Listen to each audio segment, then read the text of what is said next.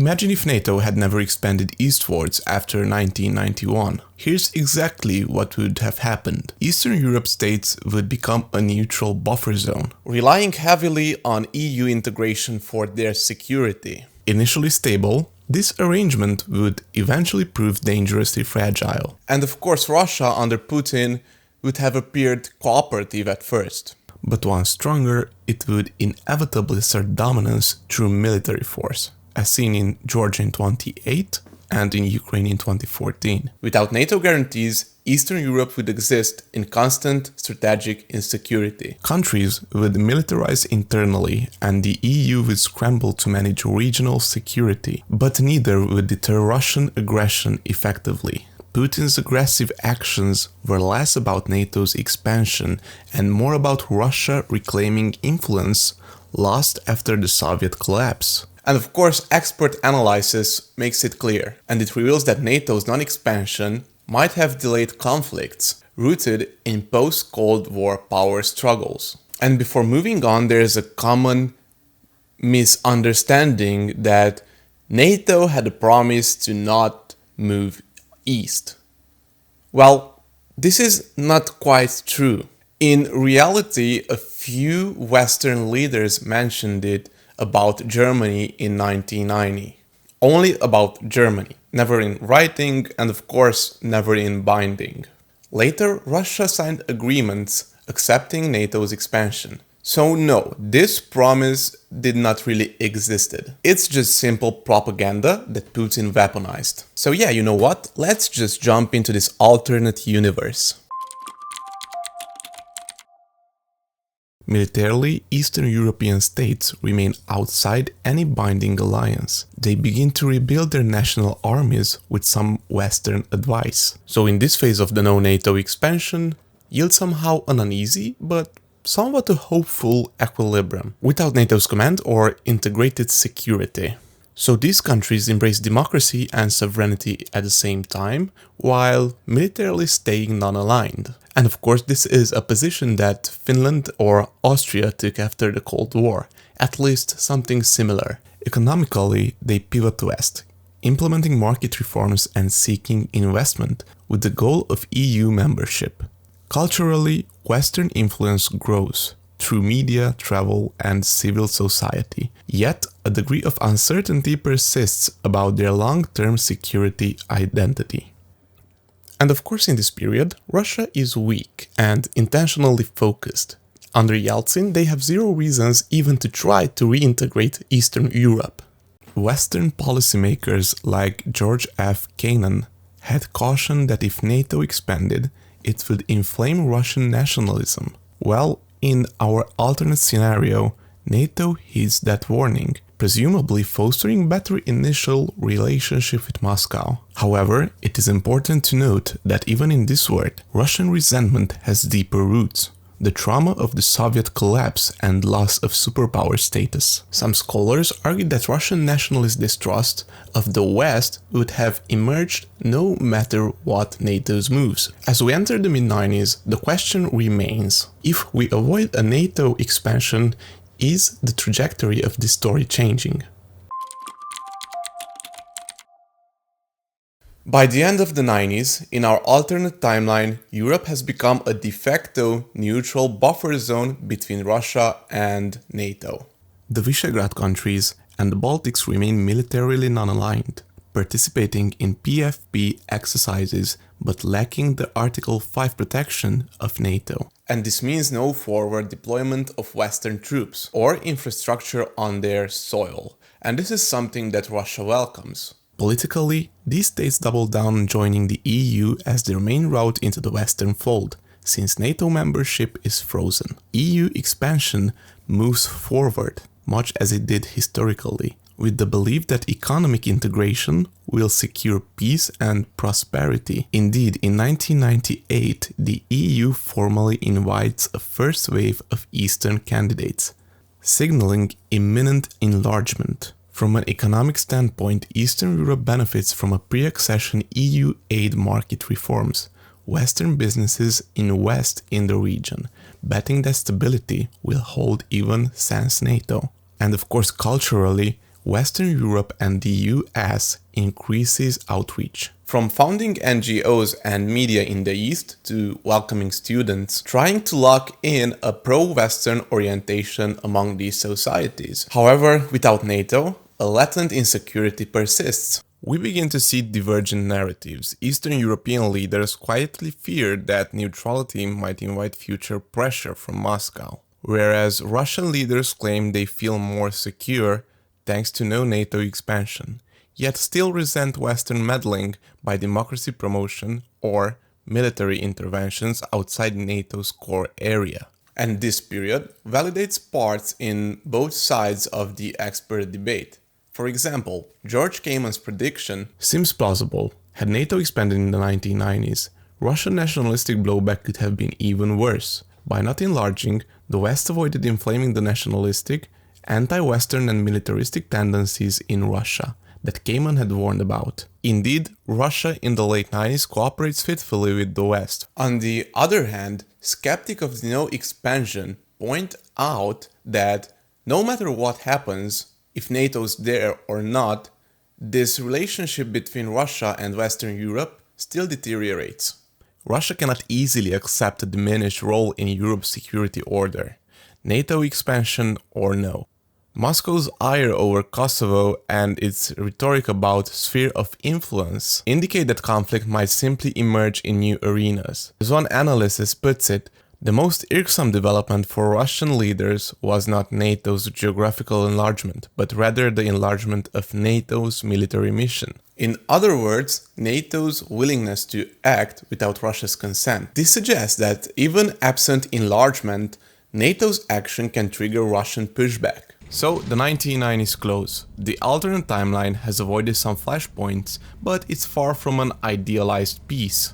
So the stage is set for the Putin era with one big question. Will a non-expanded NATO lead to a calmer Russia or simply a more assertive Russia once it regains strength? The first decade of the 2000s in our alternative timeline is a story of temporary cooperation giving way to renewed rivalries. In the early 2000s, NATO's decision not to enlarge initially pays some dividends. Russia and the West find common ground on counter-terrorism, and Putin does not spend his first term fuming about new NATO members on his border, since there are none. One could argue Russia is less openly antagonistic in these years than it was in our actual timeline. So this relative calm aligns with the argument that removing NATO expansion might change Russia's threat perception and aggression. And indeed, French official Emmanuel Macron later suggested that failing to integrate Russia into new security framework and expanding NATO bred mistrust and fear in Moscow. But now, that particular mistrust is reduced. However, by the mid to late 2000s, other sources of conflict emerge that NATO restraint cannot mitigate. US unilateral actions like Iraq, the spread of Western norms like color revolutions, and EU enlargement all contribute to Moscow's alienation. Crucially, Russia's own power grows during this period, lifted by oil revenues and international consolidation, enabling Putin to act on long-held grievances. By 2008, Russia shows that it will use force regionally, a stark warning to its neighbors. Eastern European states, though still outside NATO, draw conclusions. They must rely on EU unity, bilateral ties, and their own arms to deter potential Russian pressure. Politically, their membership in the EU gives them some collective clout. For instance, the lobby within the EU for sanctions on Russia after the Georgia conflict. The EU's role becomes so much more security-oriented than in real life. And they really need to seek out independence from an energy standpoint and from a military power standpoint. We might imagine the EU activating its mutual assistance clause or coordinating defensive capabilities in response to crises. These are steps the EU only gingerly explored in our real timeline. Economically, East-West independence remains a double-edged sword. The EU depends on Russian energy, while Russia can have access to European markets. So this means that both continue in this way, like in real life, and this means both have leverage. Russia can pressure with gas. Europe can threaten investment and technology restrictions. Culturally, hostility creeps back into discourse. Russian media, increasingly state-controlled under Putin, still crafts an anti-Western narrative, even if NATO is not expanding. Putin's regime finds other complaints, like NATO's interventions or Western support for Russian opposition in Russia, Ukraine, or Georgia. The lack of NATO expansion perhaps moderated the scope of his ire. He was not simultaneously fighting the integration of Eastern Europe into NATO, so focused elsewhere, but it did not fundamentally change his objective of reversing the post-Soviet order to Russia's advantage. This observation echoes the scholarly view that NATO enlargement was not the main root of Russian revanchism, but rather one factor among many. Putin's worldview is mostly shaped by a conviction that the 1991 settlement left Russia weakened. Therefore, while NATO's absence may have delayed or softened certain flashpoints, Russia's resurgence still manifests in aggressive ways.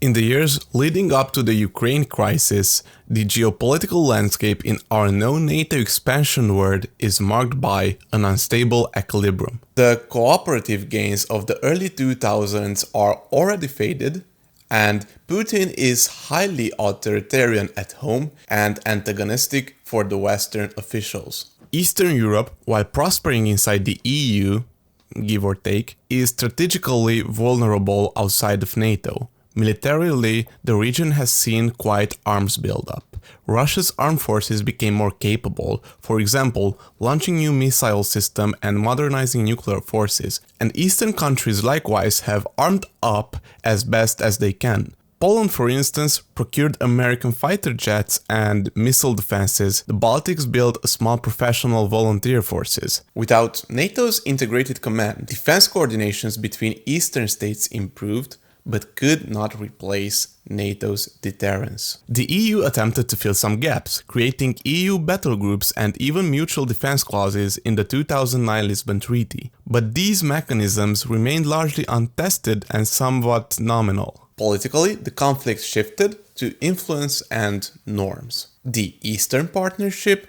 versus Russia's Eurasian Union vision. We saw essentially a soft power tug of war where NATO's military question was not front and center. By 2013, scholarly debates about NATO's role would be intensely relevant. Proponents of the original non-expansion policy might claim vindication that a major confrontation was avoided for 2 decades, while critics would note that even without NATO enlargement, Russia eventually struck out against a neighbor.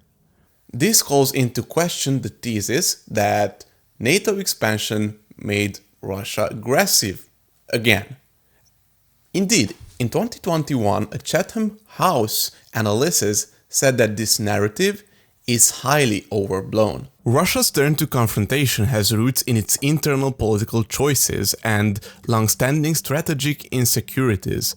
By this time, it is apparent that Putin's Russia is motivated by desire to reassert hegemony over former Soviet spaces. NATO's absence did remove one contentious symbol, but it did not remove the fundamental clash over Eastern Europe's orientation.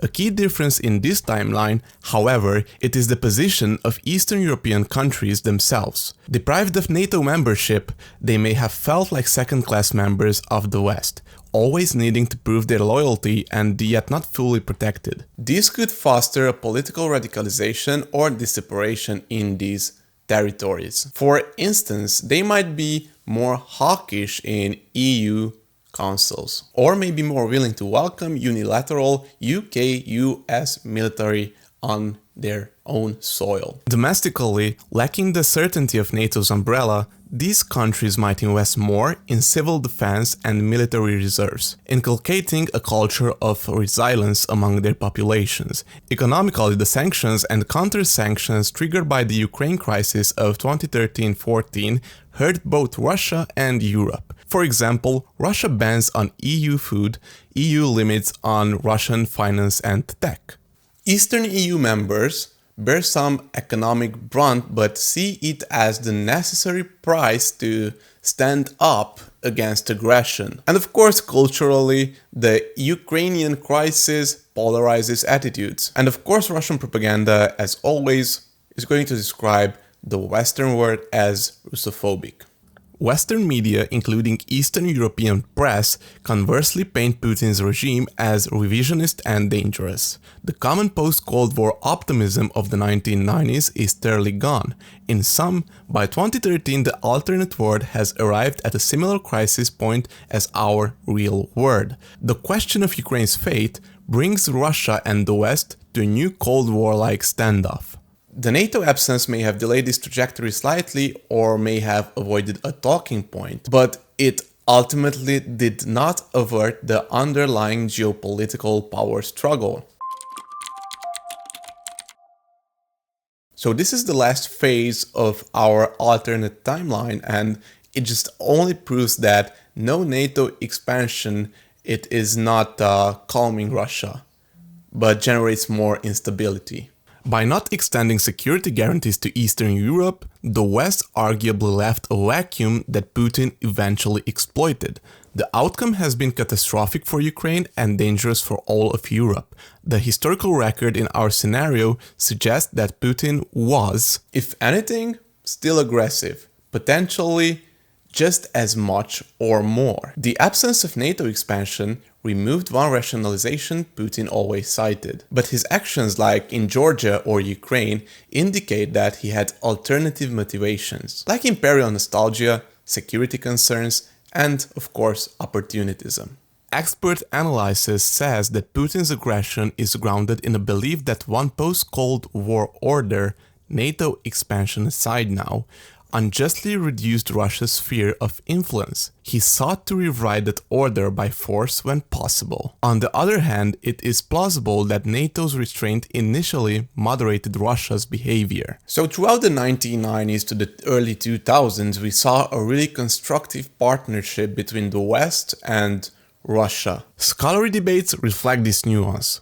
Thinkers like John Mearsheimer contended that NATO's enlargement was the prime driver of the Ukraine crisis and that had NATO not expanded, Moscow would have behaved kindlier. So, my alternate timeline based on research and scholarly debates suggests that no matter what would happen, Russia would remain aggressive. And of course, Russian aggression has so much more deeper roots. This perspective is validated by the observable deterrent effect NATO had in our real timeline on its member states. For instance, Putin never militarily attacked the Baltics or Poland in reality, likely because they were NATO members.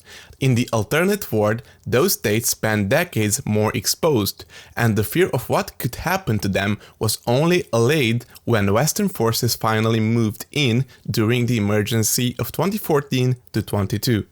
Because without NATO's military integration in Eastern Europe, they did not benefit from NATO's standardized trainings and investment on the same degree. Some might argue this made them somewhat less prepared in 2014 when critics hit, although this intensive cooperation post-2014 partially closed the gap. Economically, not joining NATO did not prevent Eastern Europe from prospering via the EU. Indeed, they grew significantly.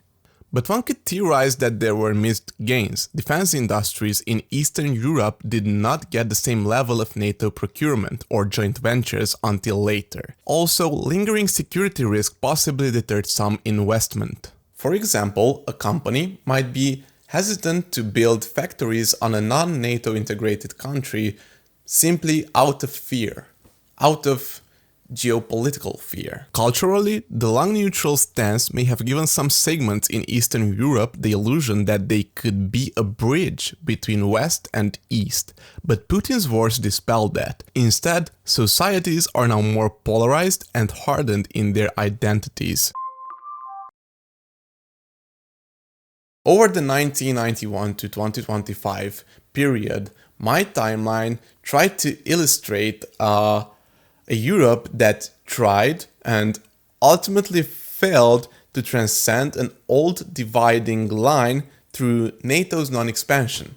In the 1990s, it appeared that a broad cooperative order including Russia might take root, sparing Eastern Europe from becoming a frontier of confrontation. Military and political impacts initially seemed positive. Reduced East-West tensions and more autonomy to Eastern states. Economic and cultural ties flourished in neutral space. However, how time went on, the cracks in this experiment widened. Russia under Putin proved unwilling to accept the post-Cold War status quo in its neighborhood, even absent NATO enlargement. By the 2010s, the Eastern Bloc countries, in lack of a normal security alliance, was standing in front of Russia, in front of an assertive Russia. A vacuum was felt into its port conflict. The expert debates come full circle.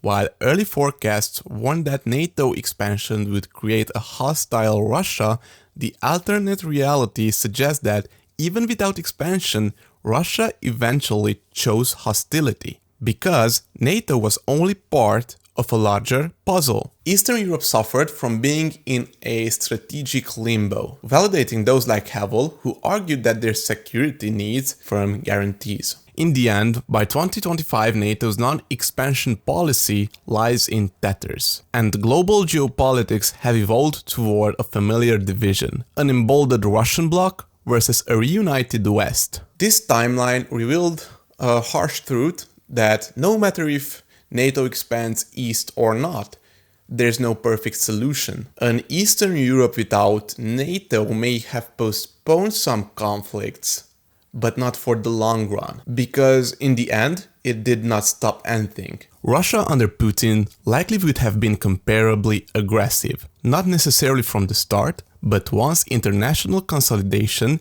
and regional ambitions took hold, NATO's earlier restraint offered little shelter to the nations caught in between. So this alternate history timeline, it is not made up by me actually.